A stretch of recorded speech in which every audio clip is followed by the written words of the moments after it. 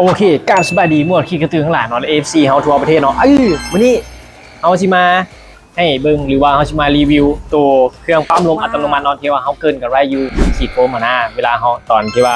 ค่าลงคลิปตอนนั้นเนาะใส่ถังฉีดโฟมแล้วใส่อันเครื่องปั๊มแบบนี้นะแบบบ่ต้องปั๊มมือนะนี่มื้อนี้สิมาเกินบ่วิธีใช้เนาะแล้วก็เคล็ดลับของมันบ่ได้มีแต่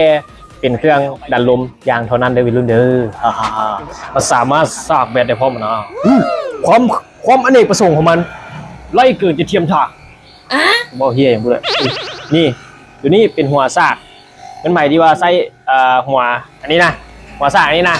สามารถเสียบซากได้เลยเนาะนี่เสียบเข้าไปปุ๊บโบ๊ะแล้วก็สามารถซากได้เลยเนาะนี่มันจะมีสายซากมาให้ตัวนี้ตัวหัวน้อยๆนี่ตัวไทซีนี่จะเป็นหัวซากเขาเลยแบบเขาซากแบตเตอรี่เข้าไปในนี่นะในเครื่องปั๊มลมมันนะแต่ว่าข้างนอกจากซากออกเขาก็สามารถใช้สายตัวที่มันแถมให้เสียบปุ๊บแล้วก็ไปเสียบใส่โทรศัพท์ได้เลยแล้วมันก็ที่ซากให้เนาะนี่สิ่งที่เขาจะได้มาก็จะมีตัวนี้เป็นหัวสูบลมเนาะว่ายังไงตัวนี้จะเป็นหัวแถมให้หัวแถมตัวนี้บูจือว่ามันใช้อย่างได้เนี่ยแต่ว่าลักๆอะเป็นไผ่สูบบานกับใช้หัวตัวเป็นเข็มอย่างนี้เนาะแล้วก็หัวตัวอื่นใส่ในอีกอันนี้ประสงค์เนาะมีหลายอย่างเนาะที่ว่าเขาสามารถปั๊มลมได้เดี๋ยวเขาจะมาสาธิตเนาะวิธีการปั๊มลมใส่ถังหรือว่าใส่ยางรถเนาะเป็นไผ่ที่ว่าพกติดตัวไปก็ดีเนาะเพราะว่าบางทียางล้มอย่างหัวอย่างนี้นะเขาก็ใส่ได้เนาะรถใหญ่ก็สามารถปั๊มได้คือกันเนาะแต่ว่ายกเว้นรถ10 ล้อเด้อแรงดันสูงๆนะปั๊มบ่ได้ปั๊มได้แต่รถใหญ่4 ล้อเนาะรถใหญ่4 ล้อปั๊มได้วิธีใส่เขาก็หันหัวคือเมื่อกี้นี้คือเอาหันให้เมื่อกี้นี้หันเกี่ยวเข้าไปมันมีเกี่ยวอยู่แล้วก็เอาหัวตัวนี้ซุปเข้าไปปุ๊บ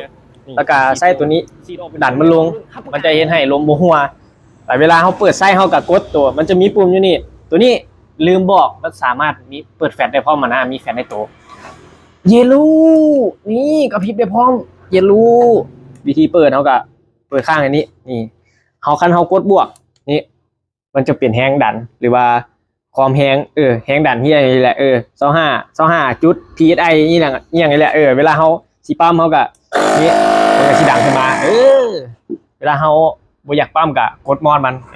ยังไงไปรุ่นเครื่องมันใส่บ่ยากตัวนี้สามารถปั๊มลมรถจักรได้รถถีบได้รถใหญ่ได้แล้วก็